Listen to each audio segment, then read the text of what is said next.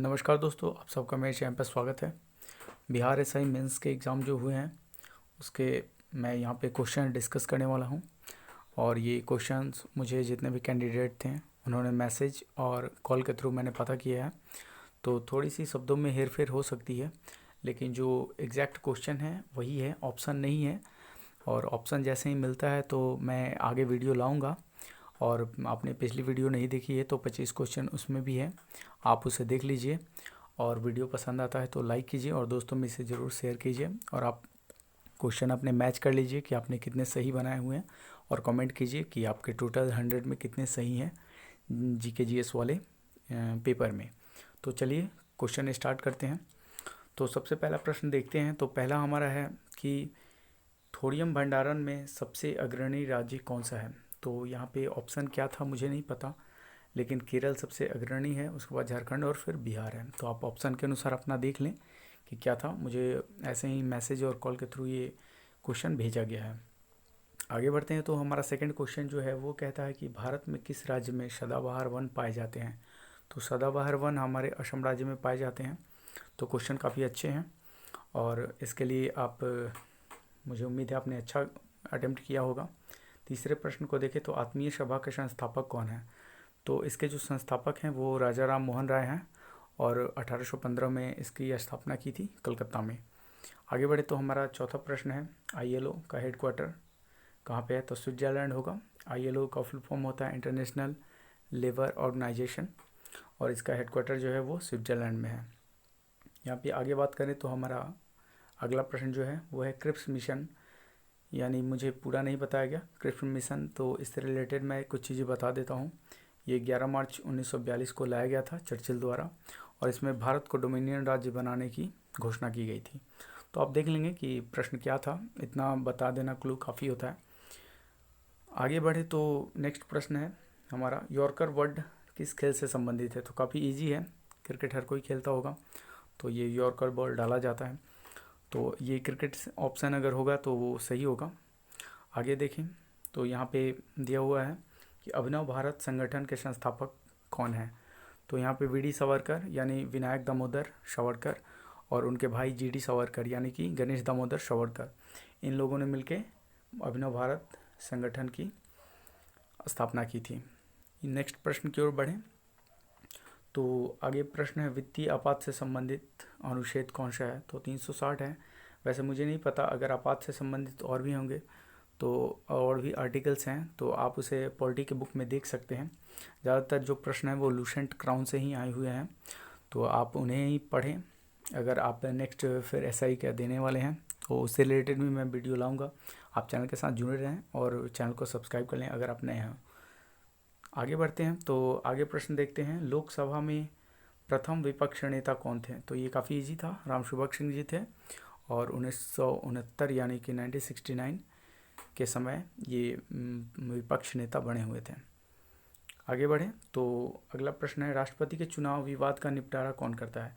तो जी हाँ, अगर राष्ट्रपति का जो एकल संक्रमणीय अप्रत्यक्ष मतदान प्रणाली होती है उसकी जो अगर उसमें विवाद होता है तो उसकी जो निपटारा है वो सर्वोच्च न्यायालय करती है, और ये अनुच्छेद 71 में स्पष्ट रूप से लिखा गया है। नेक्स्ट बढ़े हम तो दिखा क्वेश्चन है कि पटाखों के रंग हरे होने का क्या कारण है। तो बैरियम क्लोराइड होता है जो कि आपके पटाखों का रंग हरा होता है, कुछ के कारण पीला नीला ऐसे होते हैं। तो प्रश्न के अनुसार हरा रंग पूछा गया है तो बैरियम क्लोराइड आंसर हो जाएगा।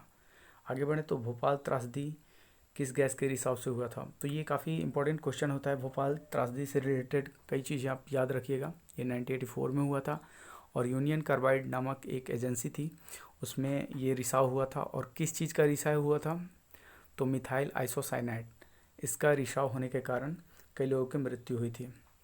तो भोपाल त्रासदी के लिए कौन सी गैस जिम्मेदार है, मिथाइल आइसोसाइनाइड। आगे बढ़ते हैं तो कौन सी नदी डेल्टा निर्माण नहीं करती है।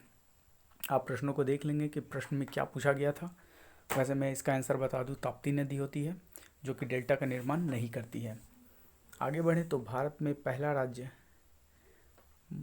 ये प्रश्न है, भारत का पहला राज्य किस आधार पर बनाया गया, यानी कि पहले राज्य का गठन किसके आधार पर किया गया। तो हम सभी जानते हैं भाषा के आधार पर किया गया, और वो था आंध्र प्रदेश। और आपके 1953, क्योंकि वहाँ पे आंदोलन चल रही थी और आंदोलन के समय ही ये भाषा के आधार पे एक राज्य गठन की मांग की गई थी। नेक्स्ट बढ़ते हैं हम। तो यहाँ पे हम 15 प्रश्न देखें तो भारत का न्यूनतम जनसंख्या घनत्व वाला राज्य कौन सा है? तो हमारा आंसर जो है वो अरुणाचल प्रदेश, क्योंकि अरुणाचल प्रदेश न्यूनतम जनसंख्या घनत्व वाला राज्य है। हमारा अगला प्रश्न है कि मंझगांव डॉकयार्ड कहाँ स्थित है? तो ये जो स्थित है वो मुंबई में स्थित है, मंझगांव डॉकयार्ड। आगे प्रश्न देखें तो आगे है हाइड्रोजन का समस्थानिक। तो मुझे लगता है ऑप्शन में एक अलग दिया होगा और आपको चुनना होगा कि समस्थानिक नहीं है। तो मैं यहाँ पे आपको बता दूँ कि प्रोटियम जो H1 होता है, और ड्यूटेरियम जिसे भारी जल भी कहा जाता है वो 2H1 होता है, और ट्राइटियम जो होता है 3H1 होता है। तो इस तरीके से आप देख लेंगे कि आपने याद करेंगे कि आपने क्वेश्चन क्या थे, समस्थानिक नहीं है या समस्थानिक है, में ऑप्शन में ये तीनों में से कोई एक होगा। आगे प्रश्न बढ़े तो सामान्य रक्तचाप यानी ब्लड प्रेशर नॉर्मल कितना होता है? तो 120/80 होता है। ये काफ़ी इजी था, सबको पता होगा। फिर थी गारो खासी जयंतिया की पहाड़ियाँ कहाँ हैं? तो मेघालय होती हैं। और इस तरह ये ऑप्शन जो है वो मेघालय शायद मुझे लगता है सूटेबल होगा उसके लिए। ऑप्शन क्या था मुझे नहीं पता, आप कमेंट करके अगर आप क्वेश्चन जानते हो तो आप ज़रूर से ज़रूर बताएं, क्योंकि देखिए एक ये प्रयास होता है कि आपने तो क्वेश्चन बना लिया, आपको याद है, पर बहुत सारे लोग हैं जिन्हें याद नहीं हो पाता है, और उनके द्वारा आपके द्वारा किए गए कमेंट से उन्हें भी पता चल जाता है कि एग्जैक्ट क्वेश्चन क्या आया था, और वो एक प्रेडिक्शन लगा सकते हैं अभी, क्योंकि आंसर की तो अभी हाल में आने वाली नहीं है। तो एक निश्चिंत हो जाते हैं और फिजिकल के लिए अपने नेक्स्ट प्रिपरेशन में लग जाते हैं। तो आप दूसरों की हेल्प करना सीखें और कमेंट ज़रूर करें, क्वेश्चन वगैरह शेयर ज़रूर करें। यहाँ पे आगे बढ़ें तो आगे प्रश्न है हमारा, गांधी सागर बांध किस नदी पर स्थित है?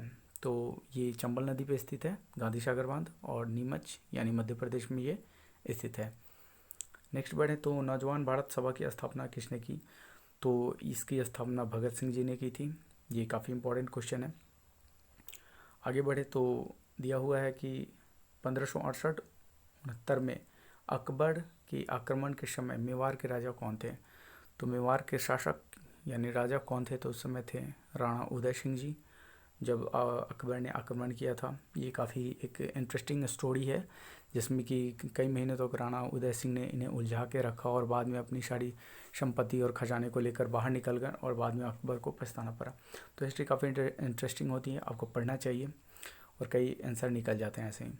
नेक्स्ट बढ़े तो हम देखें तो हमारा 23वां प्रश्न है, जो कि यहाँ पे दिया हुआ है कि विद्युत चुम्बकीय प्रेरण। मुझे नहीं पता कि क्वेश्चन किस तरीके से था, कि विद्युत चुम्बकीय प्रेरण से रिलेटेड कैसे, तो मैंने बस ऐसे बता दिया कि फैराडे द्वारा इसे दिया गया था।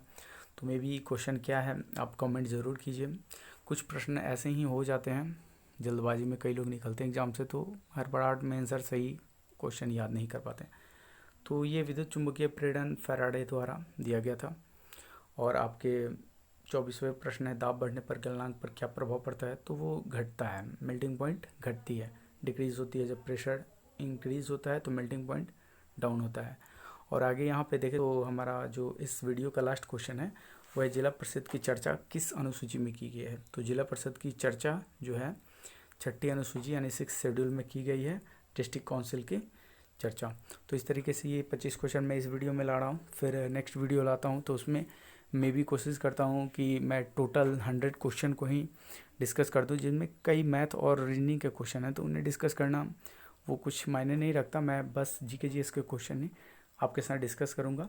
तो नेक्स्ट वीडियो जल्द लाता हूँ जिसमें कि टोटल एक ही वीडियो में सारे हो जाएँ। और जो पिछली वीडियो थी उसमें भी 25 क्वेश्चन है, तो आप उसे ज़रूर देखिए और इस वीडियो को ज़रूर से ज़रूर शेयर कीजिए। वीडियो पसंद आता है तो लाइक कीजिए, कोई सुझाव या सलाह हो तो कमेंट कीजिए। और जितने भी अपकमिंग एग्ज़ाम्स होंगे उनसे क्वेश्चन पेपर मैं ज़रूर आपके साथ वीडियो बना के शेयर करूँगा और प्रैक्टिस सेट भी लाऊँगा। और कब क्या होने वाला है उससे रिलेटेड मैं वीडियो लाते रहता हूँ। तो चैनल को सब्सक्राइब कर लें और वीडियो को लाइक करें, दोस्तों में शेयर करें। कोई सुझाव या सलाह हो तो कमेंट करें। फिर मिलते हैं नेक्स्ट वीडियो में, तब तक के लिए धन्यवाद। जय हिंद।